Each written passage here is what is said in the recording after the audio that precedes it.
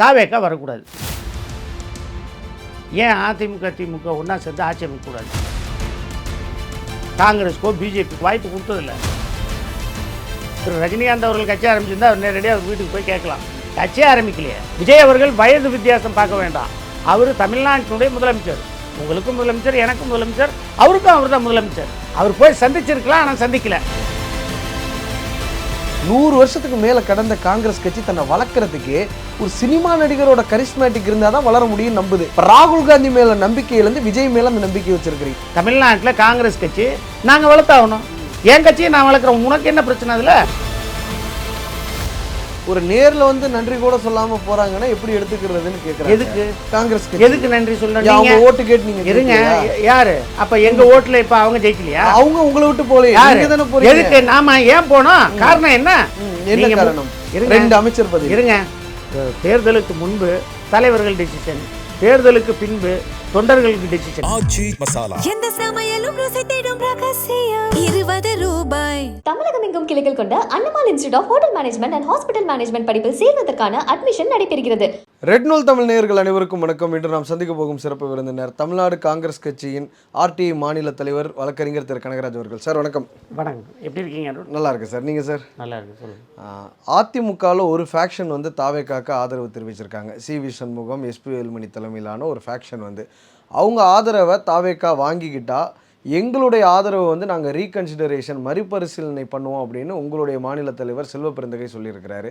ஒரு பக்கம் இடதுசாரிகளும் இதே விஷயத்த சொல்கிறாங்க, விசிகா தரப்புலேருந்து இதே சொல்கிறாங்க. இப்போ காங்கிரஸும் ஒரு அழுத்தம் கொடுக்குதா தாவேக்காக்கு? இல்லைங்க, அந்த மாதிரிலாம் இல்லை. காங்கிரஸ் கட்சியை பொறுத்தவரையிலும் தமிழக வெற்றி கழகத்தை ஆதரித்தவர் முதலில் அரசியலுக்குள் வழிகாட்டியாக இருந்தவர் அருமை தலைவர் ராகுல் காந்தி. இன்றைக்கு மாண்புமிகு முதலமைச்சர் திரு விஜய் அவர்கள் தனி கட்சியாக ஆரம்பித்து அரசியலில் வர வேண்டும் என்று ஆசைப்பட்டவர் அருமை தலைவர் ராகுல் காந்தி. ஆரம்பத்தில் காங்கிரஸ் கட்சியில் தன்னை இணைத்து கொண்டு நான் காங்கிரஸ் கட்சியோடு பயணித்து அரசியல் செய்ய விரும்புகிறேன் என்று கூறியவர் மாண்புமிகு முதலமைச்சர் திரு விஜய் அவர்கள். ஆகவே அத்தகைய சூழ்நிலையில் தமிழக காங்கிரஸ் கமிட்டி, அகில இந்திய காங்கிரஸ் கமிட்டி வந்து எப்போதுமே தமிழக வெற்றி கழகத்தை இன்றைக்கு தோளோடு தோள் கொடுத்து நாங்கள் துணை எப்போதுமே நிற்போம். அதில் எந்த விதமான மாற்று கருத்தும் இல்லை. மாண்புமிகு இன்றைக்கு எங்களுடைய தமிழக காங்கிரஸ் கமிட்டி தலைவர் திரு செல்வ பெருந்தகை அவர்கள் என்ன கூறுகிறார் என்றால், அதாவது CV சண்முகம் அவர்கள் இப்போது அமைச்சரவையில் இடம்பெற்றிருந்தால் நாங்கள் மறுபரிசீலனை செய்ய வேண்டியிருக்கும் என்று அகில இந்திய தலைமை செய்ய வேண்டியிருக்கும், அகில இந்திய தலைமை தான் முடிவெடுக்கும் என்ற நோக்கில் சொல்லியிருப்பார். எப்போவுமே காங்கிரஸ் அவர் சொல்கிறது வந்து அதிமுகவோட ஒரு ஃபேக்ஷனோட ஆதரவை வாங்குறது தவறுங்கிற துணியில் தான் அவர் சொல்லியிருக்கிறார். இல்லைங்க, அது வந்து இப்போ ஏன் நாங்கள் தவறுன்னு எங்கள் தலைவர் சொல்கிறாருன்னா காரணம் இருக்குது. இன்றைக்கு CV சண்முகம் அவர்கள் தேசிய ஜனநாயக கூட்டணி கட்சியில் அங்கம் வகிக்கின்றார்கள். அதிமுகவில் தேசிய ஜனநாயக கூட்டணியில் இருந்தது.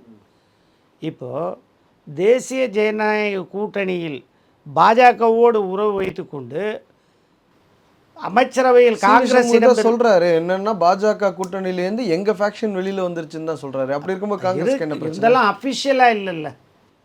அஃபிஷியலாக ஒரு நீதிமன்றமோ அல்லது பொதுக்குழுவோ ஒரு பொதுச் செயலாளரோ டிசைட் பண்ணி ஒரு முடிவு எடுத்தாங்கன்னா அது நியாயம்.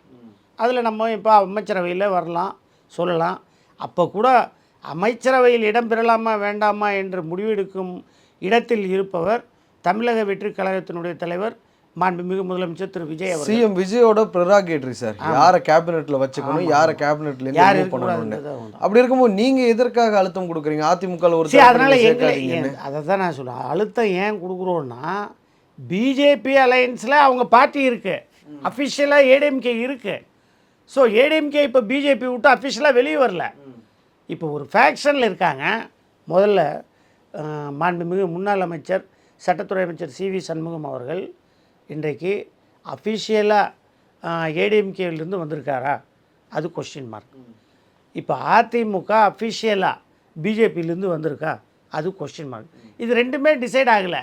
டிசைட் ஆகாத நேரத்தில் எதுன்னு தெரியாமல் அமைச்சரவையில் இடம்பெற்றால் தேசிய ஜனநாயக கூட்டணியில் அங்கம் வகிக்கின்ற ஒரு சூழலை வந்துவிடலாம் என்ற நோக்கில் அந்த கோணத்தில் எங்களுடைய தலைவர் கூறியிருப்பாரு. இல்ல ஏனால் அது 2 ஃபேக்ஷன் இருக்கு. எடப்பாடி பழனிசாமி தான் டில் டேட் வரைக்கும் பொதுச் செயலாளர், அதிமுகவோட பொதுச் செயலாளர் டில் டேட் எடப்பாடி பழனிசாமி தான். அவர் கையில தான் கட்சி இருக்கு. விப்ப நியமனம் பண்ற அதிகாரம் அவர்கிட்ட தான் இருக்கு. இல்லையா 2 விப்பா இருக்கு. இல்ல இன்னைக்கு சட்டமன்றத்தில் 2 விப்பா. சிவசேனா கட்சி நீங்க கட்சிக்கு தலைவர் வந்து பொதுச் செயலாளர் திரு முன்னாள் முதலமைச்சர் இபிஎஸ் அவர்கள் இருந்தாலும் சட்டமன்றத்தில் அதிக பெரும்பான்மை உள்ளது யாரு?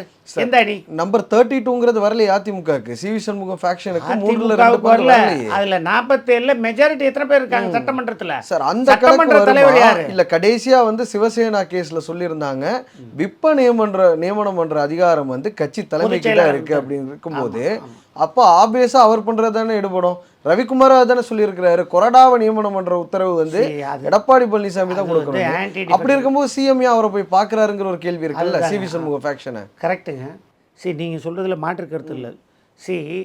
நான் இப்போ சட்ட வல்லுநராக நம்ம என்ன கருத்து சொல்கிறோன்னா தனிப்பட்ட முறையில் இன்றைக்கு ஒரு விப்பு minimum anti defection law 10th ஷெட்யூலில் வராமல் இருக்கணும்னா, ஆன்டி டிஃபெக்ஷன் லா அட்ராக்ட் ஆகாமல் இருக்கணும்னா 2/3 மெஜாரிட்டி வேணும். 32ங்கிற நம்பர் வேணும். 47ல் 32 வேணும். நான் முதல்ல ஏற்கனவே சொல்லிட்டேன். 32 நம்பர் இருந்தால் தான் அவங்க ஆன்டி டிஃபெக்ஷன் லாவில் அட்ராக்ட் ஆக மாட்டாங்க. இப்போ இவங்களுக்கு இருக்கிறதுக்கு வந்து 24 கேசி வீரமணி இல்லை 25 அதான் இப்போ 25ன்னு சொல்கிறாங்க. ஸோ 25 இருந்ததுன்னா மீதி தேவை வந்து 7. இப்போது சபாநாயகர் தான் இதில் வந்து இறுதி முடிவு எடுக்க முடியும். சபாநாயகருக்கு தான் உச்சபட்ச அதிகாரம் இருக்குது. சபாநாயகர் வந்து ஏடிஎம்கே 2-1 அதை 90 டேஸ்க்குள்ளே வித்தின் 90 டேஸ்க்குள்ளே அவர் ஒரு டெசிஷன் எடுத்து சொல்லணும். அவங்க வந்து அப்ரூவ் பண்ணுறாங்களா இல்லை டிஸ்அப்ரூவ் பண்ணுறாங்களா இல்லை டிஸ்குவாலிஃபை பண்ணுறாங்களா அதை அவர் தான் ஆர்டர் போடணும். இது இப்போ உச்சநீதிமன்ற மாநிலங்களில் இதை பாஜக பண்ணும்போது நம்ம கட்சியை உடைக்கிறாங்க அப்படிங்கிற ஒரு குற்றச்சாட்டை நம்ம வைக்கிறோம். ஆமாம். இந்த தமிழ்நாட்டில் இது நடக்கும்போது நம்ம என்ன சொல்கிறோம்னா அது ஒரு ஃபேக்ஷனுங்க, சபாநாயகருக்கு தன்னிச்சையாக ஒரு வானளாவிய அதிகாரங்கன்னு சொல்லி சுருக்கிறோம். இது ரெட்டை நிலைப்பாடு இல்லையா? இதே விஷயத்த மோடி பண்ணியிருந்தாருன்னா கட்சியை உடைக்கிறார் கட்சியை பிளவுபடுத்துறாருன்னு காங்கிரஸ் சொல்லியிருக்காதா? அதே விஷயத்தை இப்போ விஜய் பண்ணும்போது அதுக்கு நம்ம சப்போர்ட் பண்ணுறோம். கரெக்டாக சொல்கிறீங்க நீங்கள். இப்போ மோடி வந்து நிறைய இடத்துல கட்சியை உடைக்கிறாருன்றதை நீங்களே சொல்லிட்டீங்க. இப்போ இந்த கோணத்திலே பாருங்கள். இப்போ அதிமுகவினுடைய இரட்டை 2 ஒப்பீனியனுக்கு காரணம் என்ன? பாண்டிச்சேரியில் எடுத்து ரிசார்ட்ஸில் 47 பேர் வச்சாங்க. 47 பேர் வச்சு அங்கே என்ன ஏகமானதாக சொன்னாங்கன்னா நான் ஆட்சி அமைக்க போகிறேன். அவங்களுக்குள்ளே டிஸ்கஷன் பண்ணது வெளியே அதிகாரப்பூர்வமாக வெளியே வரல. ஆனால் அரசல் புருஷில் வெளியில் வந்துடுச்சு. அது இப்போ பத்திரிகையிலையும் வந்துடுச்சு. நியூஸ் தமிழ்நாடு ஃபுல்லாக நியூஸ் போயிடுச்சு. ஒரு உச்சபட்ச நடிகர் வந்து திரு ரஜினிகாந்த் அவர்கள் திரு ஸ்டாலின் அவர்களை சந்தித்து விட்டு என்ன நடந்ததோ தெரியாது. அன்றைக்கு என்ன ரஜினிகாந்த் ஸ்டாலினை சந்திக்க சொல்கிறேன், அது எல்லாமே சொல்ல வரேன். இப்போது அன்னைக்கு கவர்னர் வந்து விஜயை கூப்பிடும்போது 4 முறை வர வச்சார். சிங்கிள் லார்ஜஸ்ட் பார்ட்டி எது இருக்கோ அவங்களுக்கு ஃப்ளோர் டெஸ்ட்டுக்கு அனுப்பணும். அதுதான் கான்ஸ்டியூஷன் சொல்லுது. ஆனால் நம்ம கவர்னர் வந்து அப்படி செய்யலை. இல்லை திருமாவளவன் அவர்களே சொல்கிறாரு காங்கிரஸோட 5 பேரை கொண்டு போய் கொடுத்தது தான் பிரச்சனைங்கிறத திருமாவளவனே சொல்கிறாரு. நான் கான்ஸ்டியூஷனை பேசுகிறேன். எழுச்சி தமிழர் திருமாவளவன் சொல்கிறத பின்னோக்கி பாருங்கள். நான் கான்ஸ்டியூஷனை எஸ் லாயராக சொல்கிறேன். நான் முன்னாடியே சொல்லியதை எஸ் லாயராக சொல்கிறேன். அப்போது அங்கே என்ன பண்ணியிருக்கணும்னா கவர்னர் வந்து ஒரு இது கொடுத்தார், சஸ்பீசியஸ் ரூம் ஸ்பேஸ் கொடுத்தாரு. உடனே அக்னாலஜ் பண்ணி ஃப்ளோர் டெஸ்ட்டுக்கு அனுப்பலை. அவர் ஒரு 4 டேஸ் எடுத்துக்கிட்ட உடனே அன்றைக்கி ஈவினிங்கே டிசைட் ஆகுது. இவங்க பாண்டிச்சேரியில் இருந்தாங்க. பாண்டிச்சேரியில் இருந்துட்டு லீமா ரோஸ் அவர்களும் எல்லோரும் வந்து அங்கே ஒரு டெசிஷன் எடுத்தாங்க. என்ன டெசிஷன் திரு இபிஎஸ் எடுத்தாருன்னா, பொதுச் செயலாளர் ஏடிஎம்கேயில் இபிஎஸ் எடுத்தாருன்னா நம்ம வந்து டிஎம்கே ஆதரவில் ஆட்சி அமைப்போம். First option. செகண்ட் ஆப்ஷன் திரு எழுச்சி தமிழர் திருமாவளவனை முதலமைச்சர் ஆக்கி நம்ம ஆதரவு கொடுத்து ஆட்சியை நடத்துவோம். திமுக அதிமுக தாவேக்கா வரக்கூடாது. இப்போ இவங்க 2 பேரும் அஜெண்டா என்னென்னா டிஎம்கே ஏடிஎம்கே அஜெண்டா வந்து டிவிக்கே எக்காரணத்து கொண்டு வரக்கூடாது. இதுக்கு இந்த சேஞ்சுக்கு காரணம் ரஜினி போய் இப்போ சந்திக்கிறார். ரஜினி சந்தித்ததுனால பத்திரிகையில் என்ன வந்துருச்சு, ஒருவேளை இவர் வந்து விஜய்க்கும் அவருக்கும் காக்கா கழுகு போராட்டம் இருந்ததுனால ஏதாவது சார் ரஜினிகாந்த் செய்தியாளர் சந்திப்புல தெளிவா சொல்றாரு, என்ன சொன்னார்? கமலஹாசன் முதலமைச்சரானா நான் பொறாமப்பட்டிருப்பேன், விஜய் முதலமைச்சர் ஆகிறதுல எனக்கு என்ன பொறாமன்னு கேட்கிறாரு. அதோட நீங்க கேட்கிற கேள்வியில இன்னொரு துணை கேள்வி, என்னது? ஒருவேளை அதிமுக ஆட்சி அமைக்குதுன்னு வைங்க, சட்டப்படி என்ன தவறு இருக்கும்? திமுக ஆதரவோட ஆட்சி இல்லை, அமைக்க ரஜினிக்கு ஒரு விளக்கம் கொடுத்துட்றேன். இப்போ அடுத்தது நான் அதிமுகவுக்கு வரேன். ரஜினிகாந்த் அவர்கள் நான் ரசிகன். நான் வந்து ரஜினிகாந்த் ரசிகன் தான் ஆரம்பத்துலேருந்து. இப்போது திரு ரஜினிகாந்த் அவர்கள் வந்து எந்த முதலமைச்சராக இருந்தாலும் பதவி ஏற்றுக்கிட்டால் மரியாதை நிமித்தமாக சென்று பார்க்கிறார். ஆனால் ஸ்டாலினை சந்தித்திருக்கிறார், திரு ஜெயலலிதா மறைந்த முன்னாள் முதலமைச்சர் ஜெயலலிதாவை சந்தித்திருக்கின்றார். தேர்தலில் வெற்றி பெற்றால் கேட்டசி காலில் போய் பார்க்குறாரு. அதுபோல் ஏன் விஜய் வந்து நேரில் பார்க்கல? பெங்களூருக்கு போகிறார், ஏர்போர்ட்டில் தரார்.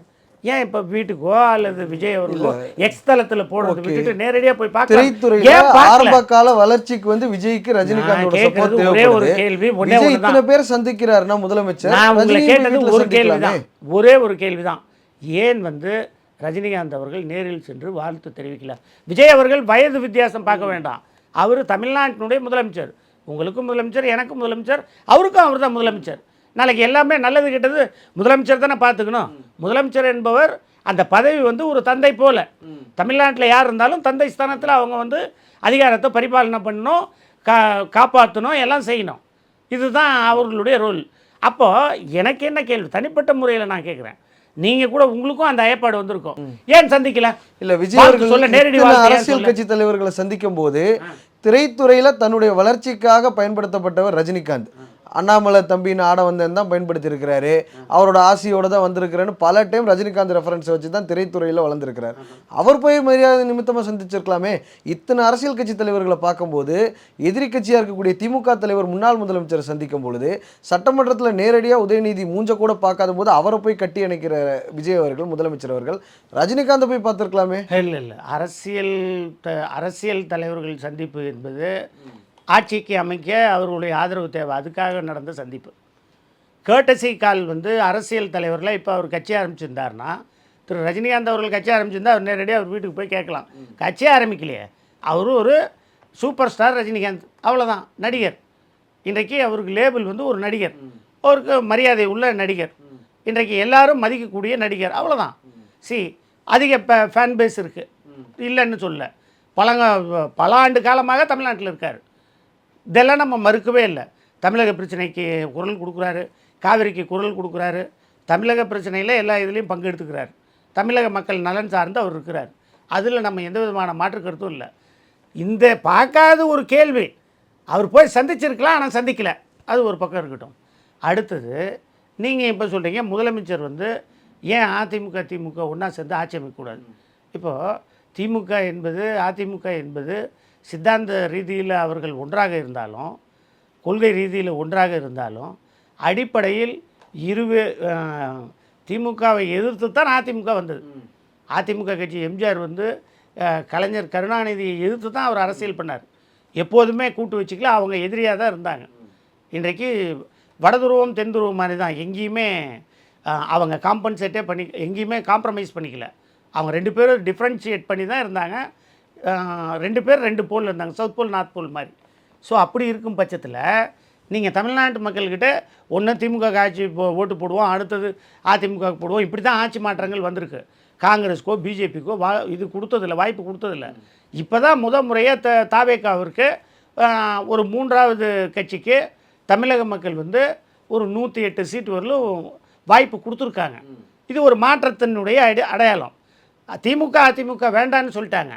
அப்போது இல்லை, இது கர்நாடகாவில் எடியூரப்பா வந்து 112 மெஜாரிட்டி வேணும் சார், 106 ஜெயிக்கிறார் சார். காங்கிரஸ் கட்சி வழிவிட்டு போக வேண்டியதானே எடியூரப்பா முதலமைச்சர் ஆகிறதுக்கு? நீங்கள் ஏன் குமாரசாமியோட கூட்டணி வச்சிங்க? அது நீங்கள் எல்லா மாநிலத்திலையும் பண்ணுறது வந்து நீங்கள் ஏற்றுக்க மாட்டீங்க, தவறு இல்லைம்பிங்க. தமிழ்நாட்டில் அதுவே அதிமுகவும் திமுகவும் எங்களுக்கு நம்பர் இருக்குது, நாங்கள் ஆட்சி அமைக்கிறோன்னு சொன்னால் அது மிகப்பெரிய தேச துரோக குற்றம் மாதிரி பண்ணுவீங்க. உத்தவ் தாக்கரேவோட நீங்கள் எந்த அடிப்படையில் சார் ஆதரவு தெரிவிச்சிங்க 2019? கரெக்ட். நீங்கள் கேட்குற கேள்வி கரெக்டான கேள்வி. நீங்க அதுக்கு பதில் சொல்லுங்க. இதை ஆதரிக்கிறீங்கன்னா எதிர்த்திருக்கணும். நான் அதை ஏன் ஆதரிச்சேன்னு சொல்றேன். கர்நாடகாவில் பிஜேபி காங்கிரஸுக்கு எதிரி, எந்த கட்சி எதிரி? பிஜேபி. அப்போ பிஜேபியோட எதிர்மனையில் உள்ள எல்லாருக்கும் நாங்கள் ஆதரவு கொடுத்து ஆட்சி அமைக்க வருவோம். சித்தராமையா ஜேடிஎஸ் அது எங்க சித்தாந்தம் இல்லையே. இருங்க, சித்தராமையா ஜேடிஎஸ் விட்டு எதுக்கு வந்தாரு? இருங்க, நான் ஜேடிஎஸோட தலைக்கருத்தர் சித்தராமையா. குமாரசாமியோட இன்டர்ஃபியரன்ஸ் அதிகமா இருக்குங்கிறனால காங்கிரஸ்க்கு வந்தவர். அவர் தனி கட்சி ஆரம்பிச்சு அவரை முதலமைச்சர் ஆக்குறதுக்கு காங்கிரஸ் போய் ஆதரவு தெரிவிச்சது பிஜேபி ஆட்சியில் அமரக்கூடாதுன்னு. பொலிட்டிக்கலாக நீங்கள் ஒரு ஸ்ட்ராட்டஜி எடுக்கிறீங்க, அது சரிங்கிறீங்கன்னா திமுக எடப்பாடியும் உதயநிதி எடுக்கிற ஸ்ட்ராட்டஜி தப்பும்பீங்களா? அப்போ நான் சொல்லட்டுமா? கொள்கை வித்தியாசம் பாருங்கள். இன்றைக்கு பிஜேபியோட சித்தாந்தம் என்னென்னா ஆர்எஸ்எஸ் கொள்கை, மதம் சார்ந்த கொள்கை. இப்போது காங்கிரஸினுடைய நிலைப்பாடு என்னென்னா மத சார்பற்ற கொள்கை, செக்குலரிசம். ஸோ நாங்கள் எந்த எண்டில் இருக்கோம்? செக்குலரிசத்தை கேட்குறோம். அவங்க எந்த எண்டில் இருக்காங்க? ரிலீஜியனிசத்தை கேட்குறாங்க, இந்துவிசம் அப்படின்னு. அதுதான் டாமினண்ட்டு அப்படின்னு ஒரு நரேட்டிவை செட் பண்ணி அவங்க அந்த பிஜேபியினுடைய கட்சியினுடைய இதுவே இந்துத்துவா பேஸ் பண்ணி தான் இருக்குது. எங்களை பொறுத்தவரையில் இந்தியனை பேஸ் பண்ணி இருக்குது, எல்லாரும் சமம். ஆக நாங்கள் போய் பிஜேபிக்கு ஆதரவாக இந்தியாவில் எந்த ஒரு சமரசமும் செய்து கொண்டது கிடையாது. எங்கேயுமே நாங்கள் கூட்டணியில் பிஜேபி காங்கிரஸ் கூட்டணி எங்கேயாவது இருக்கா இந்தியாவில்? இல்லை. நாங்கள் எதிர்மறையாக தான் இருக்கோம். கட்சியில் உள்ள எம்எல்ஏக்கள் தான் அப்படியே பிஜேபிக்கு போயிடுறீங்களா? அதை தான் நான் சொல்கிறேன். கட்சியில் உள்ள எம்எல்ஏக்கள் 445 எம்எல்ஏக்களை இன்றைக்கி இந்தியாவில் குதிரை பேரம் நடத்தி பெற்ற கட்சி எதுன்னா மத்திய மைனாரிட்டி பாஜக கட்சி தான்.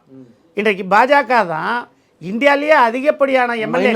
நம்ம எப்படி சொல்கிறோம் மைனாரிட்டி கவர்மெண்ட்? ஆமாம், இப்போ அதிகப்படியான எவ்வளோ சீட் இருந்தாங்க? அலைன்ஸோட எலெக்ஷனை ஃபேஸ் பண்ணி 272ங்கிற நம்பரை கிராஸ் பண்ணிட்டு போகிறாங்க. சிங்கிள் மெஜாரிட்டி கிடையாது சார். அப்படி தமிழ்நாட்டில் இருக்க கவர்மெண்ட் என்ன கவர்மெண்ட்? அப்போ தமிழ்நாட்டில் இருக்க கவர்மெண்ட்டுக்கு நீங்கள் சொல்கிறீங்க நாங்கள் இப்போ ஆதரவு தரோம், லெட்டர் கொடுத்துருக்காங்க. இப்போ கூட்டணி ஆட்சி இல்லை. அவங்க என்ன கூட்டணி ஆட்சியா? அங்கே கூட்டணி ஆட்சியாக இருக்கு. நான் கேட்குற கூட்டணி ஆட்சியாக இருக்குது மத்தியில்? ஆமாம். எங்கே இருக்குது கூட்டணி சார்? நிதிஷ்குமாரோட அமைச்சரவை இருக்குது சார், கட்சி சார்பாக அமைச்சரவை ஏற்றிருக்காங்க. ஏர் சிவிலைசேஷன் மினிஸ்டர் யார் சார்? நான் சொல்கிறேங்க, எங்கே இருந்தாலும் மத்திய மைனாரிட்டி கவர்மெண்ட் தாங்க அவங்க. மைனாரிட்டிங்க சிங்கிள் லார்ஜஸ்ட் பார்ட்டி கிடையாதுங்க. இப்போ ஓட்டு அந்த ஆஃப்வே மார்க், நீங்கள் 534 சீட்டில் அந்த ஆஃப்வே மார்க்கை கிராஸ் பண்ணியிருந்தாங்கன்னா they are the majority party. இப்போ அவங்க ஆஃப்வே மார்க்கை கிராஸ் பண்ணல, பிலோ தான் இருக்காங்க. ஆஃப்வே மார்க்கை விட பிலோ. ஸோ அதனால அவங்க 290 இருக்காங்க. உங்க நினைவுக்காக இன்னமும் சொல்கிறேன், கூட்டணியா அவங்க 290, தனியாக எவ்வளோ? 240 அவ்வளோதான். ஆஃப்வே மார்க் வரலையே. அதனால மைனாரிட்டி கவர்மெண்ட் தானே. ஓகே. அப்போ தமிழ்நாட்டில் கூட நீங்கள் சொல்லலாம் மைனாரிட்டி கவர்மெண்ட்னு சொல்லலாம், இல்லைன்னு சொல்லியே. சிங்கிள் லார்ஜஸ்ட் பார்ட்டி, பட் ஆனால் மைனாரிட்டி கவர்மெண்ட், அவ்வளோதான். They depending upon other parties to support to run the விஷயம். சார், நீங்கள் ஆதரவு தெரிவிக்கிறதுக்கு அடுத்த நாளே உங்களுடைய நிபந்தனை என்னன்னு கேட்கும்போது கம்யூனல் ஃபோர்ஸ் உள்ளே வரக்கூடாது, என்டிஏ பார்ட்னர்ஸை அலைன்ஸில் சேர்த்துக்க கூடாது அப்படிங்கிற ஒரு விஷயத்த நீங்கள் சொன்னீங்க. மன்னார்குடி காமராஜ் இப்போ எந்த அடிப்படையில் ஆதரவு தெரிவித்தார்? முகத்தை மூடிட்டு சிஎம் வீட்டுக்கு போனது யாரு? அதுக்கெல்லாம் பதிலே இல்லை.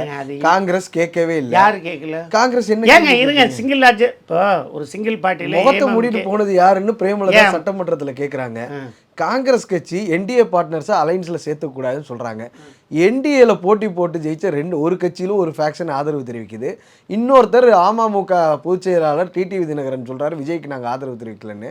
அவங்க கட்சியில் இருக்கிறவர் ஆதரவு தெரிவிக்கிறார். காங்கிரஸோட பதில் என்ன?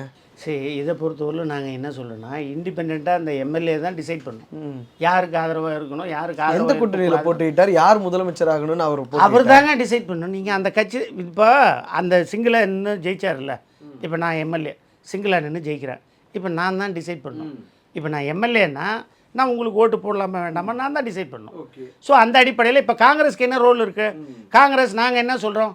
சரி, எங்களை பொறுத்தவரையிலும் மதம் சார்பற்ற ஆட்சியை கொடுக்கணும், செக்குலர் ஃபேக்ஷன் தான் இருக்கணும். இந்துத்துவா ஃபேக்ஷன் உள்ளே வரக்கூடாது. அதில் வெரி கிளியர், அதில் இன்றைக்கி point blank clear. So Hindutva faction எந்த வகையிலையும் திரு விஜய் அவர்களோடு அவங்க என்டிஏக்கு நாளைக்கு டிவிக்கே நாளைக்கு என்டிஏ ஃபேக்ஷனுக்குள்ளே போகிறாங்கன்னா நார்மலாக நாங்கள் வெளியே எங்கள் தலைவர் சொல்கிற மாதிரி சிவி சண்முகம் ஃபேக்ஷன் உள்ளே வந்ததுன்னா காங்கிரஸோட நிலைப்பாடு என்னவாக இருக்கும்? சிவி சண்முகம் உள்ளே வராருன்னா எப்படி வராருன்னு பார்க்கணும். சிபி ராதாகிருஷ்ணனை நேரடியாக சந்திச்சுட்டு தன்னுடைய ராஜினாமா கடிதத்தை கொடுத்துட்டு அடுத்த நாளே தாவேக்காவை ஆதரிக்கிறார். ஒரு மெயிலில் அனுப்ப வேண்டிய ரெசிக்னேஷன் லெட்டரை சிபி ராதாகிருஷ்ணனை சந்தித்து அடுத்த நாள் ஆதரவு தெரிவிக்கிறார். அவருக்கு பாஜகவுக்கு சம்மந்தம் இல்லை, இதை தமிழ்நாட்டு மக்கள் நம்பணும். அப்படித்தானே? எஸ்பி வேலுமணிக்கும் பாஜகவுக்கு எந்த சம்மந்தமும் இல்லை, அது காங்கிரஸ் நம்பி இருக்கு, அதனால தமிழ்நாட்டு மக்கள் நம்பணும். அப்படித்தானே? ஏங்க இங்கே நாங்கள் ஒரு மதசார்பற்ற ஆட்சி வரணும்னு அவர் வந்து அவர் கட்சி அதிமுகவில் வந்து பிளவாயிட்டு வருது. அவர்கள் எல்லாம் மதசார்பற்றவர்கள் இருக்காங்க. சிவி சண்முகமும் எஸ்பி வேலுமணியும் இது முழுக்க உட்கட்சி பிரச்சனை. ஏடிஎம்கேல அவங்க ஃபேக்ஷன் வந்துட்டு அவங்க ஒரு டெசிஷன் எடுக்கிறாங்க. எந்த டெசிஷன் எடுத்து அவங்க வெளியே வராங்க? டிஎம்கேவோட ஆதரவோடு ஆட்சி வேண்டாம், அந்த டெசிஷனில் தானே வெளியே வராங்க. அந்த டெசிஷன் எடுத்து வெளியே வராரு. அப்போ அந்த டெசிஷனுக்கு அவர் பிஜேபியில் நாங்கள் வெளியே வரோன்னு சொல்லிட்டு வராரு. காங்கிரஸ் இப்போ கட்சி எல்லாத்தையுமே நார்மலைஸ் பண்ணுதா? ஒரு குதிரை பேரம் நடக்குதுங்கிற ஒரு குற்றச்சாட்டை பிரேமலதா சட்டமன்றத்தில் வைக்கிறாங்க. அதற்கேற்ற மாதிரி மன்னார்குடி காமராஜ் கட்சி தலைமையை மீறி ஆதரவு தெரிவிக்கிறார். அதை பற்றி நம்ம எதுவுமே பேசலை. ஒரு ஃபேக்ஷன், நீங்கள் யாரை ஊழல் சக்தின்னு சொன்னீங்களோ, நீங்கள் யாரை வந்து இவர்கள்லாம் மோடியோட அடிமைன்னு சொன்னீங்களோ, அவங்க ஒரு ஃபேக்ஷன் வந்து உங்கள் கூட வந்து கூட்டணி வைக்க வருவாங்க. அதையும் நீங்கள் 2 அமைச்சரவைக்காக பொறுத்துட்டு இருக்கிறீங்க, அப்படித்தானே? எல்லாத்தையுமே வந்து நார்மலைஸ் பண்ணுற இடத்துக்கு வந்து தமிழ்நாடு காங்கிரஸ் கட்சி வந்துருச்சு, வெறும் 2 அமைச்சரவைக்காக. இல்லைங்க, சரி, தவறு. உங்கள் பார்வை தவறு, உங்கள் நரேட்டிவும் தவறு, உங்கள் கொஸ்டினும் தவறு. சரி, காங்கிரஸ் கட்சியை பொறுத்தவரையில் பிஜேபி உள்ளே வந்துடக்கூடாது. இன்னைக்கு தாவேக்காவுக்கு நாங்கள் ஆதரவு கொடுக்குறது எதுக்குன்னா, அதிமுக ஆதரவுன்றதில் மறைமுகமாக அதிமுகவை ஒரு முகக்கவசம் அணிந்து பிஜேபி வந்து ரூல் பண்ணிகிட்டு இருந்தாங்க தமிழ்நாட்டில். அதிமுக ஆட்சின்னு சொல்லப்பட்டாலும் நாங்கள் பார்த்த பார்வை என்னென்னா, பிஜேபி ஆட்சி தான் மறைமுகமாக தமிழ்நாட்டில் நடந்தது. ஸோ பிஜேபிக்கு எங்கேயுமே அமைச்சர்களாக இருந்தாங்க, நீங்கள் சொல்லுங்களேன். அதில் அதாவது இபிஎஸ் இவர்கள்லாம் தானே அமைச்சர்களாக இருந்தாங்க. அவங்க தான் இப்போ அது வந்து தலைவர் தாவேக்காவினுடைய கட்சித் தலைவர் திரு முதலமைச்சர் விஜய் அவர்கள் டெசிஷன் எடுக்கணும். என்னை பொறுத்தவரையிலும் அவர் அதிமுகவிலிருந்து வருகின்ற நண்பர்களுக்கு இப்போதைக்கு கொடுக்க போகிறதாக இல்லை என்று தான் நினைக்கிறேன். அஃபிஷியலாக கொடுத்துட்டா நீங்கள் இப்போ இந்த கேள்வியெல்லாம் என்ன சூட் பண்ணுங்க, நான் நேரடியாக பதில் சொல்லுவேன். மறுக்கவும் இல்லையே சார், எது வரைக்குமே இந்த நொடி வரைக்கும். எதுக்கு இல்லைங்க, நாங்கள் செக்குலர் ஃபோர்ஸஸோட தான் நாங்கள் அலைன்ஸில் இருப்போம், வேற யாரையும் நாங்கள் கூட்டணிக்குள்ள இழுத்துக்க மாட்டோம்னு சொல்லலையே. சிவி சண்முகத்தை நேரடியாக சந்திக்கிறேன், அதை தானே எதிர்கட்சி தலைவர் சட்டமன்றத்தில் சொல்கிறாங்க. எங்களை பொறுத்தவரையிலும் அதிமுக வந்து பாஜகவிலிருந்து வெளியே வந்து தேசிய ஜனநாயக கூட்டணியிலிருந்து வெளியே வந்தால் காங்கிரஸ் கட்சியும் தாவேக கட்சியும் அதிமுகவுக்கு இபிஎஸ் இருந்தாலும் சரி, எஸ்பிவி இருந்தாலும் சரி, அல்லது சிவி சண்முகம் இருந்தாலும் ஆதரவு கொடுப்பாங்க. கண்டிப்பாக ஆதரவு கொடுப்போம். இது எப்படி இருக்குன்னா, ஒரு பக்கம் வந்து ஏற்கனவே உங்களுக்கு வந்து திமுக வந்து ஒரு துரோகி பட்டத்தை சூட்டிட்டாங்க. யாரு துரோகி பட்டம்? ஏங்க நீங்க அடுத்த நாள் கூட வந்து அடுத்த நாள் சந்திக்கலையா? போட்டாங்க. சந்திக்கலங்கிற ஒரு அதெல்லாம் அவங்க டிஎம்கே சொல்றோம். எடப்பாடி பழனிசாமிக்கு துரோகம் பண்ணிட்டு வர்ற ஒரு ஃபேக்ஷனை விஜய் சேர்த்துக்கிறாரு. அப்ப இது எந்த மாதிரியான கூட்டணின்னு எடுத்துக்கிறது? இதான் பிரதமர் மோடி அவர்கள் கர்நாடகா 20 வருஷமா தூக்கி சுமந்த திமுகவை முதுகுல குத்திட்டார் ராகுல் காந்தின்னு. ரைட்டுங்க. நாங்கள் என்ன சொல்கிறோம், இது வந்து ஒரு பெரிய கொஷின். என்னுடைய பதிலில் நான் சொல்கிறேன். காங்கிரஸ் வந்து திமுகவிற்கு எந்த இடத்துலையும் துரோகம் செய்யலை. ஏன்னா இப்போ நாங்கள் அமைச்சரவையில் மத்தியில் இருக்கும்போது 2014 அவங்க 8 அமைச்சர்கள் இருந்தாங்க டிஎம்கேல. நாங்கள் என்ன 2004 to 14 வரைக்கும் இருக்கும்போது இப்போ நாங்கள் என்ன கேட்டோம்னா, அதிகார பகிர்வு கொடுங்க. காங்கிரஸ் வந்து 144 தொகுதியில் போட்டியிட்ட கட்சி, 234. அப்புறம் இந்திரா காந்தி பீரியடில் 1971 கலைஞரும் இந்திரா காந்தியும் ரெண்டும் சரி சமமாக 234லையும் நாங்கள் சரிசமமாக பிரிச்சுக்கிட்டு 80ல் நாங்கள் வந்து கண்டெஸ்ட் பண்ணியிருக்கோம். 80ல் கண்டெஸ்ட் பண்ணியிருக்கோம். அதிகப்படியான இது இருந்தது.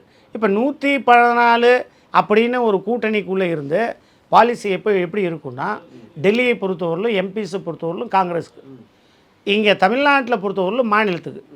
இப்போது நாங்கள் வந்து மாநில சுயாட்சி, அங்கே வந்து என்ன இருக்குது, தேசிய நீரோட்டம். தேசிய நீரோட்டத்தில் இருக்கிற நாங்கள் மாநில சித்தாந்தத்தை ஏற்றுக்கிறோம். இன்றைக்கி மாநில சித்தாந்தம் என்னென்ன? மொழி பிரச்சனை, கல்வி பிரச்சனை, இனப்பிரச்சனை, மாநில அந்தஸ்து, காவேரி பிரச்சனை, விவசாயிகள் பிரச்சனை, எல்லா பிரச்சனைகளிலையும் குறிப்பாக தமிழக கலாச்சாரத்திலையும் பண்பாட்டிலையும் பிரச்சனை என்றால், கல்வி பிரச்சனை என்றால், இடஒதுக்கீடு பிரச்சனை என்றாலும் நாங்கள் வந்து இன்றைக்கி குரல் கொடுக்குறோம். மாநில அந்தஸ்தை நாங்கள் ஏற்றுக்கிறோம். அதை விட ஒரு படி தாண்டி அருமைத் தலைவர் ராகுல் காந்தி வந்து நீங்கள் எங்கேயுமே பார்க்கல, சரியாக கவனிச்சிருக்க மாட்டீங்க.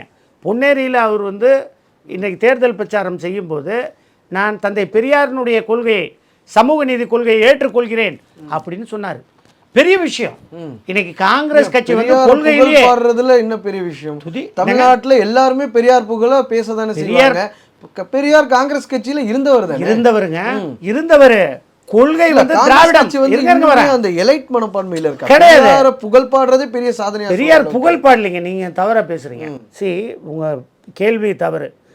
நான் வந்து கரெக்ஷன் பண்றேன். பெரியாரை புகழ்ந்து சொல்ல நாங்க. You have to think about it. Induction of, அதாவது எக்ஸப்டன்ஸ் ஆஃப் திராவிட கழகம் சமூக நீதி பார்வை, அதை எக்ஸப்ட் பண்ணுறாரு.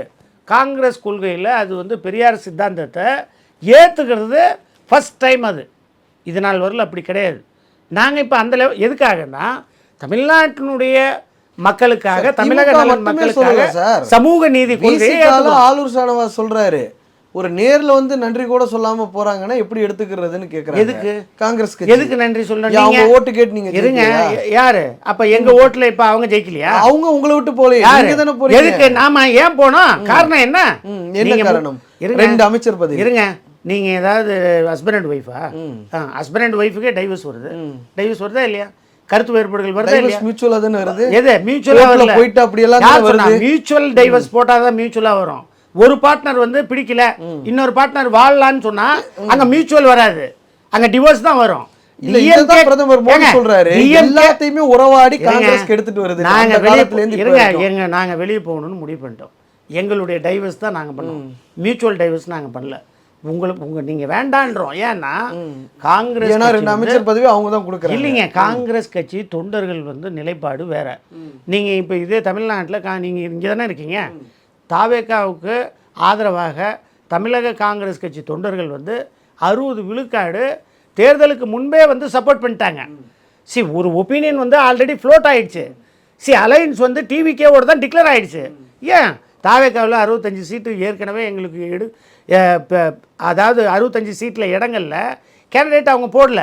234க்கு கேண்டிடேட் போடாமல் வெயிட் பண்ணி வச்சு லிஸ்டெல்லாம் அக்செப்ட் பண்ணி அவங்க லாஸ்ட் மினிட்ல தான் டிஎம்கேவோட அலைன்ஸ் வந்து சைன் ஆனது. அது வரலும் சைன் ஆகலை. எதனால் நிர்பந்தங்கள்னா தமிழக காங்கிரஸ் கட்சி தலைவர், எங்களுடைய தலைவர் திமுகவோடு இருந்தால் தான் நம்ம ஜெயிப்போன்னு ஒரு நிலைப்பாடு எடுத்தார். அதே போல் அகில இந்திய காங்கிரஸ் கமிட்டி தலைவர் திரு கார்கே அவர்கள் அந்த நிலைப்பாடுக்கு ஓகே பண்ணார். இருந்தாலும் தலைவர்கள் வந்து திமுகவோடு இருக்க வேண்டும் என்று கூறினாலும் தொண்டர்கள் வந்து தாவேகாவோடு தான் வேணும்னு சொன்னாங்க. இன்றைக்கி தேர்தலுக்கு முன்பு தலைவர்கள் டெசிஷன், தேர்தலுக்கு பின்பு தொண்டர்களுக்கு டெசிஷன். ஏன்னா தமிழ்நாட்டில் காங்கிரஸ் கட்சி நாங்கள் வளர்த்தாகணும். என் கட்சியை நான் வளர்க்குறோம், உனக்கு என்ன பிரச்சனை? நம்ம கட்சி வளரும், இயல்பா காங்கிரஸ் வளராது அப்படின்னு ஒண்ணு. இன்னொன்னு வந்து என்னன்னா 3 முறை நீங்க வந்து ஏடிஎம்கே டிஎம்கேவோட சேரும்போது அதுவே பொருந்தா கூட்டணி. நாங்க என்ன இருக்கு இல்ல நீங்க சேர்ந்தனால அந்த கேள்வியை நான் எழுப்புறேன். பொருந்தற கூட்டணி தான். இந்த கூட்டணியில முதலமைச்சரா ஸ்டாலின் வரணும்னு சொல்லி ஓட்ட கேட்டுட்டு அடுத்த நாள் அங்க போகும்போது அது தவறு இல்லன்னா அதிமுகவும் திமுகவும் சேர்றதுல என்ன தவறுங்கிறது என்னுடைய கேள்வி. அது கொள்கை 3 முறை வந்து நீங்க தோல்விதான் அடைஞ்சிருக்கீங்க. 2 முறை வந்து மத்தியில நீங்க எதிர்க்கட்சியா கூட வர முடியல. எதிர்க்கட்சி இப்ப யாரு? இப்பதான் எதிர்க்கட்சியா வந்திருக்கீங்க. அது 100க்கு குறைவான சீட் தான் எதிர்க்கட்சியா வந்திருக்கீங்க. அப்ப காங்கிரஸ் கட்சி தன்னை வளர்க்கறதுக்கு 100 வருஷத்துக்கு மேல கடந்த காங்கிரஸ் கட்சி தன்னை வளர்க்கறதுக்கு ஒரு சினிமா நடிகரோட கரிஸ்மேட்டிக் இருந்தால் தான் வளர முடியும் நம்புது. இப்போ ராகுல் காந்தி மேல நம்பிக்கையிலேருந்து விஜய் மேல அந்த நம்பிக்கை வச்சிருக்கிறீங்க. இல்லைங்க, எங்களுடைய நிலைப்பாடு என்னன்னா, தேர்தல் கமிஷனர் வந்து நான் ஆர்டிஐ தலைவர், நான் வந்து ஒரு ஆர்டிஐ அப்ளிகேஷன் போட்டேன். 2024 லோக்சபா எலெக்ஷன் ரிசல்ட்டை தான் கேட்டேன். அதுக்கு எனக்கு வந்து பதில் இங்கே இருக்குது, இப்போ நான் உங்களுக்கு கொடுக்குறேன். அதில் நான் என்ன கேட்டேன்னா, நீங்கள் தேர்தல் இது முடிஞ்சது, லோக்சபாவினுடைய தேர்தலை ரிசல்ட்டை வந்து கொடுங்கன்னு கேட்டேன். என்ன ஆன்சர் வந்ததுன்னா, என்கிட்ட இப்போ எந்த விதமான தரவுகள் இல்லை, தேர்தல் ஆணையம் சொல்லுது தரவுகள் இல்லை, தேர்ந்தெடுக்கப்பட்டு தேர்தல் முடிந்த பிறகு பிரதமராக பதவி ஏற்றுக்கொண்டு முடிஞ்சாச்சு, அமைச்சரவையில் ஏற்றுக்கொண்டு இன்றைக்கு நாடாளுறாரு. நாடாளுகின்ற சமயங்களில் அவர்கிட்ட தரவுகள் இல்லையா. அதாவது ஜூன் மாதம்தான் அது வந்து தேர்தல் நடந்தது, ரிசல்ட் வந்தது 24. நான் கேட்குறது ஜூலையில் எனக்கு ரிப்ளை வருது, எங்ககிட்ட எந்த விதமான தரவுகளும் இல்லைன்னு. அப்போது அவங்க என்ன பண்ணாங்கன்னா, படிப்படியாக எலெக்ஷன் கமிஷன் ஆஃப் இந்தியா செலெக்ஷன்லேயே நாங்கள் வந்து கொஸ்டின் பண்ணோம். இது ஒரு 10 வருஷமாக ஓடிட்டுருக்கு. எலெக்ஷன் கமிஷன் ஆஃப் இந்தியாவில் சிஜேஐ வந்து கம்பல்சரி இருக்கணும். அதாவது மாண்புமிகு பாரத பிரதமர் இருப்பார், அடுத்தது எதிர்க்கட்சி தலைவர் இருப்பார், அடுத்தது சிஜேஐ தான் இருப்பார். இப்போ இவங்க என்ன பண்ணிட்டாங்க, ஞானேஷ்குமார் தலைமைக்கு முன்னாடி அவங்க அந்த சிஜேஐயை மெம்பர்ஷிப்லேருந்து எடுத்துட்டாங்க. சட்டம் கொண்டு வர்றாங்க. 3 மெம்பர்ஸ் கமிட்டிலேருந்து எடுத்துட்டு கேபினெட் அந்த மினிஸ்டர்ஸ் யாராவது இருந்தா போதும் ஹோம் மினிஸ்டர் அமித்ஷாவை போட்டாங்க. இன்னைக்கு ஹோம் மினிஸ்டர் அமித்ஷாவும் மாண்புமிகு பாரத பிரதமர் மைனாரிட்டி பாரத பிரதமரும் சூஸ் பண்ணிக்கிட்டால் போதும். எலெக்ஷன் கமிஷனராக யார் வேணால் அறிவிச்சுக்கலாம். அவங்க 2 பேரும் அப்படி சூஸ் பண்ணிக்கிட்டாங்க. இப்போ மெஜாரிட்டி அவங்க தான் இருக்கிறாங்க. 3:1. ஒன்று வந்து எதிர்க்கட்சி தலைவர் ஓட்டு செல்லாது. இப்போ நடுநிலையாக அங்கே இல்லை, பிரேக்கு கொடுக்க முடியாது. ஏன்னா அந்த பிரேக் ஈவன் கொடுத்தா தான் சாய்ஸை ஃப்ளோட் பண்ண முடியும், செகண்ட் சாய்ஸுக்கு போக முடியும். அங்கே ஆப்ஷனே இல்லாமல் மேண்டேட்ரி ஆக்கிட்டாங்க, கம்பல்சன் ஆக்கிட்டாங்க. ஸோ இப்போ அதை சேலஞ்ச் பண்ணி பெண்டிங் இருக்குது. அதுலேயும் அவங்க வந்து கோர்ட்டில் சரியான பதில் இதுவரையிலும் சொல்லல. அவங்க இப்போ என்ன இதை தொடர்ந்து 2014 சொல்லிட்டு இருக்கோம். ஆமாங்க, இவிஎம் மிஷினை டேம்பர் பண்றாங்க. ஆமா, இதே விஷயத்தை ஆமாங்க டேம்பர் பண்ணாங்க. மறைக்கிறதுக்காக இதை தொடர்ந்து எங்க ஆந்திராவில் கட்சி 2 டைம் எதிர்க்கட்சி கூட மத்தியில வர முடியல. சுய பரிசோதனை பண்ணணும். சுய பரிசோதனை செய்யறேங்க. எத்தனை காலத்துக்கு நம்ம சொல்ல போறோம்? சுய பரிசோதனையும் செய்யணும், அதே நேரத்தில் பேலட் பாக்ஸ் பரிசோதனையும் பண்ணணும். ஏன் சொல்றேன்னா, நீங்க ஆந்திராவில் எடுத்துங்க. ஆந்திராவில் எலெக்ஷன் நடந்தது, மாநில சட்டசபை தேர்தல் நடக்குது. அங்கே நீங்கள் எம்பி, திருப்பதி எம்பி ஒரு கேண்டிடேட் ஒரு கட்சி ஜெயிக்குது. எம்பிக்கும் எம்எல்ஏக்கும் ஒரே டேட்டில் தான் எலெக்ஷன்.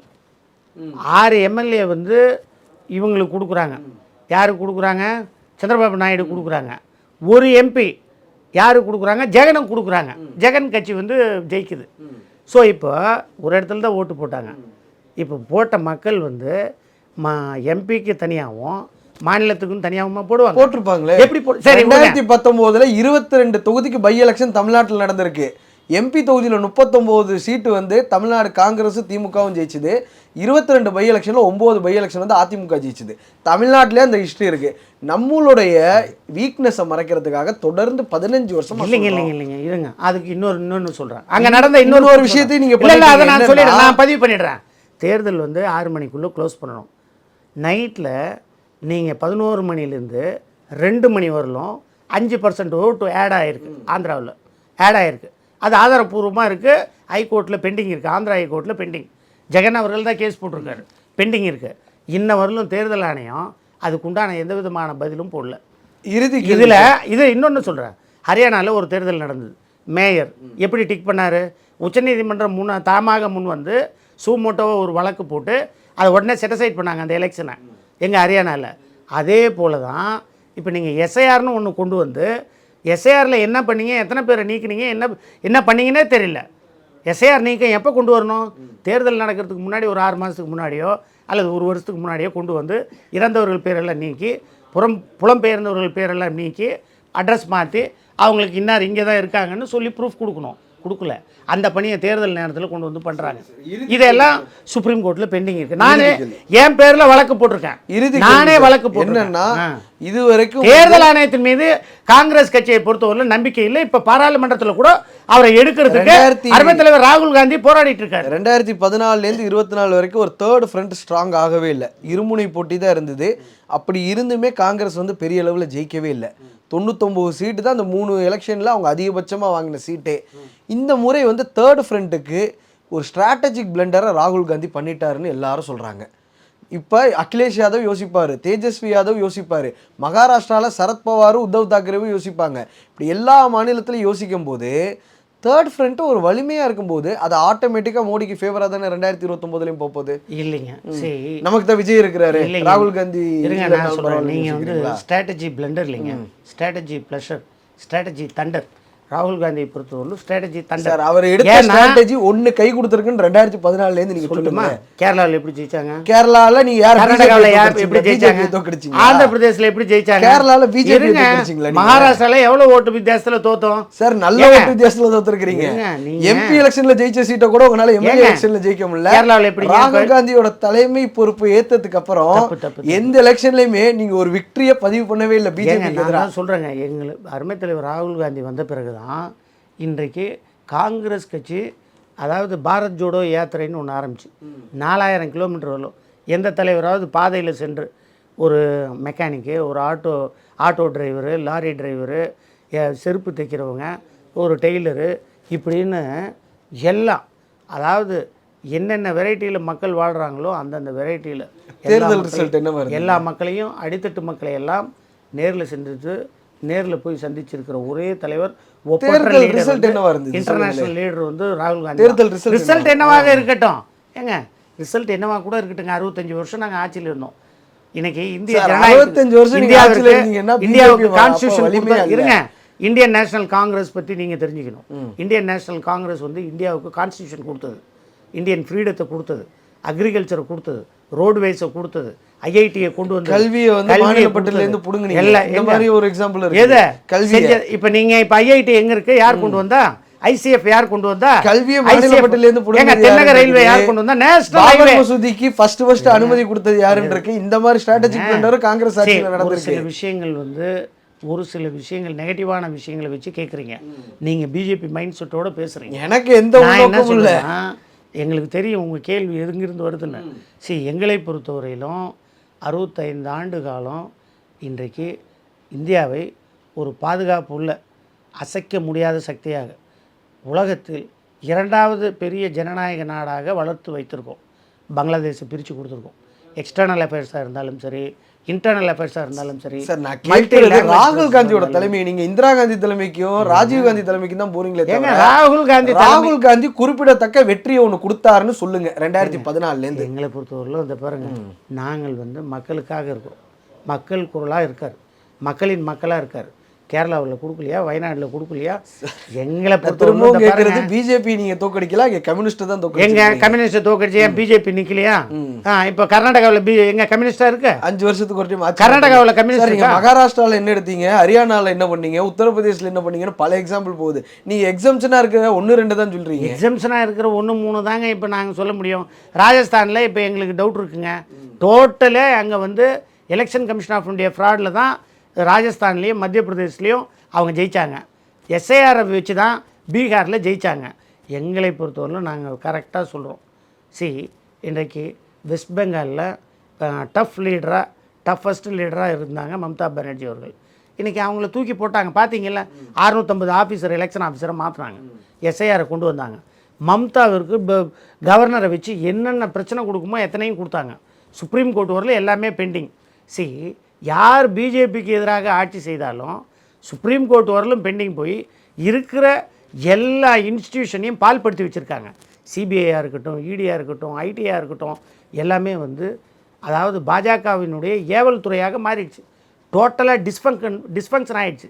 அதானி அம்பானி கவர்மெண்ட்டாக மாறிடுச்சு. இந்தியாவில் இன்றைக்கு பெட்ரோல் டீசல் எவ்வளோ இருந்தது, கேஸ் விலை எவ்வளோ இருந்தது, என்ன பண்ணாங்க? பெட்ரோல் டீசலை இப்போ குறைப்போன்னு சொன்னாங்கல்ல, ஏன் குறைக்கல? நீங்கள் பெட்ரோல் டீசலை வச்சு தானே அன்றைக்கி சொன்னீங்கல்ல, ஏன் குறைக்கல? நான் இன்றைக்கி ஜிஎஸ்டியை அதை ஜிஎஸ்டி வரம்புக்குள்ளே கொண்டு வாங்கன்னு சொல்லி இப்போ உயர்நீதிமன்றத்தில் ஒரு பொதுநல வழக்கு போட்டிருக்கேன். இப்போ அதில் கூட எதுவுமே சொல்ல. இலங்கை தமிழர்களுக்கு நான் வந்து ஒரு பொதுநல வழக்கு போட்டு அவங்களுக்கு குடியுரிமை வேணும்னு சொல்லி கேட்டு போட்டிருக்கேன். காங்கிரஸ்காரனாக இருந்தாலும் பெருமையாக. ஏன்னா இலங்கை இங்கே இருக்கின்ற வாழுகின்ற தமிழர்கள் வந்து இந்தியாவினுடைய தொப்புள் கொடி தமிழர்கள், இந்திய வம்சாவளி தமிழர்கள், இலங்கை தமிழர்கள் கிடையாது, இந்திய தமிழர்கள். அவர்களுக்கு குடியுரிமை இதனால் வரலும் கொடுக்கல. சிஏஏவை கொண்டு வந்தாங்க. அதே போல் ஆர்டிகல் 370 கொண்டு வந்தாங்க.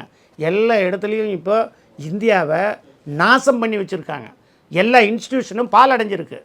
அதனால் காங்கிரஸ் தான் உண்மையான எதிர்காலம். அதாவது இந்தியாவினுடைய அசைக்க முடியாத ஜனநாயகத்தினுடைய குரலாக உலகத்திலேயே ஒலித்து கொண்டிருப்பது ஒரே கட்சி இந்திய தேசிய காங்கிரஸ் கட்சி. அதனுடைய அருமை தலைவர் ராகுல் காந்தி தான். ரொம்ப நன்றி சார், இவ்வளவு நேரம் எங்களுக்காக நேரம் தந்து நேர்காணல் அளித்ததற்கு. ரொம்ப பொறுமையாக எல்லா கேள்விக்குமே பதில் சொன்னீங்க. ரொம்ப நன்றி. நன்றி நன்றி. ஆச்சி மசாலா எந்த சமையலும் ருசி தேடும் ரகசியம் 20 ரூபாய். தமிழகம் எங்கும் கிளைகள் கொண்ட Annamalai institute of hotel management and hospital management படிப்பில் சேர்வதற்கான அட்மிஷன் நடைபெறுகிறது.